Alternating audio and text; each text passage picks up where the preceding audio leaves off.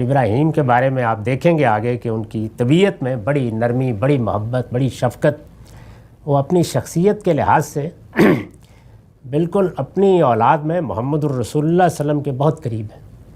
یعنی جیسے وہ اواہ اور منیب ہے، حضور کی شخصیت میں بھی اسی کا ظہور ہوا ہے. تو جب انہیں بشارت مل گئی تو قرآن کہتا ہے کہ یجادلنا فی قوم لوط، تو وہ قوم لوط کے بارے میں ہم سے بحث کرنے لگا.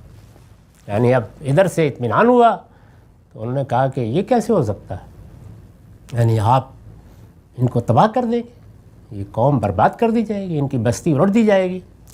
تو بحث کرنے لگے.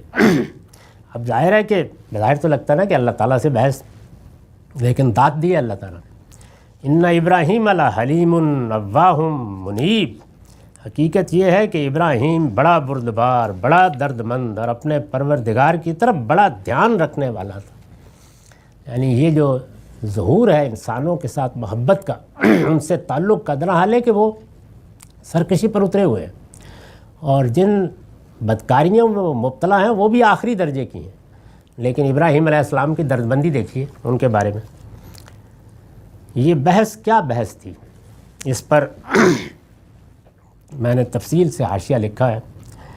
یہ بحث کیا تھی، اور اپنے اندر ابراہیم علیہ السلام کی دردمندی، محبت، دل سوزی، غم خاری اور اپنے پروردگار سے ناز و اعتماد کے کیا کیا پہلو سمیٹے ہوئے تھے. یعنی یہ کوئی معمولی واقعہ نہیں ہے. ابراہیم کی یہ بحث بہت کچھ بتاتی ہے. تو اس کو میں نے کوشش کی ہے کہ واضح کیا جائے. اپنے اندر ابراہیم علیہ السلام کی دردمندی، محبت، دل سوزی، غم خاری اور اپنے پروردگار سے ناز و اعتماد کے کیا کیا پہلو سمیٹے ہوئے تھی، انہیں دیکھنے کے لیے بائبل میں اس کی رودات پڑھنی چاہیے. یہ پوری تفصیل وہاں ہوئی ہے. قرآن نے تو یہ ساری بات ایک جملے میں بیان کر دی ہے.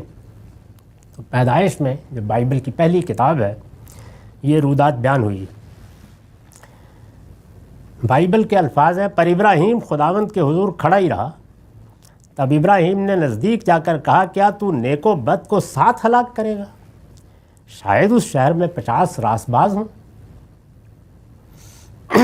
کیا تو اسے ہلاک کرے گا اور ان 50 راست بازوں کی خاطر جو اس میں ہوں اس مقام کو نہ چھوڑے گا؟ یعنی وہ کہتے ہیں کہ آخر کچھ نیک لوگ بھی ہوں گے وہاں پہ، تو اگر 50 نیک لوگ وہاں ہیں تو ان کے طفیل پوری بستی کو آپ چھوڑ نہیں دیں گے. ایسا کرنا تجھ سے بعید ہے کہ نیک کو بد کے ساتھ مار ڈالے اور نیک بد کے برابر ہو جائے. یہ تجھ سے بعید ہے. کیا تمام دنیا کا انصاف کرنے والا انصاف نہ کرے گا؟ اب ذرا بحث دیکھیے ان کی. اور خداوند نے فرمایا کہ اگر مجھے سدوم میں شہر کے اندر، یہ سدوم کا شہر ہے جہاں یہ معاملہ ہو رہا ہے، اور خداوند نے فرمایا کہ اگر مجھے سدوم میں شہر کے اندر 50 راست باز ملیں تو میں ان کی خاطر اس مقام کو چھوڑ دوں گا. فرمایا 50 راست باز اگر تم تلاش کر کے لے آؤ تو میں عذاب اٹھا لوں گا. تب ابراہیم نے جواب دیا اور کہا کہ دیکھیے، میں نے خداوند سے بات کرنے کی جرت کی، اگرچہ میں خاک اور راکھ ہوں، شاید 50 راست بازوں میں 5 کم ہو. اندازہ کریں آپ ان کی طبیعت کا کیا چیز ہے. کیا ان 5 کی کمی کے سبب سے تو تمام شہر کو نیست کر دے گا؟ اس نے کہا اگر مجھے وہاں 45 ملیں تو میں اسے نیست نہیں کروں گا. اللہ تعالیٰ نے فرمایا اچھا جاؤ 50 نہیں تو 45 ڈھونڈ لاؤ. پھر اس نے کہا شاید وہاں 40 ملیں. تب اس نے کہا کہ میں ان 40 کی خاطر بھی یہ نہیں کروں گا. پھر اس نے کہا خداوند ناراض نہ ہو تو میں کچھ اور عرض کروں، شاید وہاں 30 ملیں. اس نے کہا اگر مجھے وہاں 30 بھی ملے تو بھی ایسا نہیں کروں گا. پھر اس نے کہا دیکھیے میں نے خداوند سے بات کرنے کی جرت کی، شاید وہاں 20 ملے. اس نے کہا میں 20 کی خاطر بھی اسے نیست نہیں کروں گا.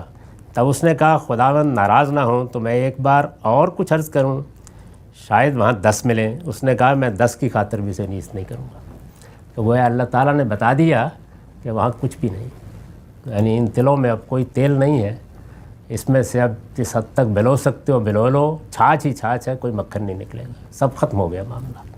تو اس سے آپ اندازہ کر سکتے ہیں کہ ابراہیم علیہ السلام کی شخصیت کیا ہے، کتنا بڑا آدمی ہے، اللہ تعالیٰ کے ساتھ تعلق کا کیا معاملہ ہے، گفتگو کے کیا اسالیب ہیں. اور یہ بائبل کا جو یہ حصہ ہے کس طرح اس پوری تصویر کو ہمارے سامنے لاتا ہے جو یہاں قرآن نے ایک جملے میں بیان کی ہے. اقول و قولی ھذا واستغفر اللہ لی ولکم ولسائر المسلمین.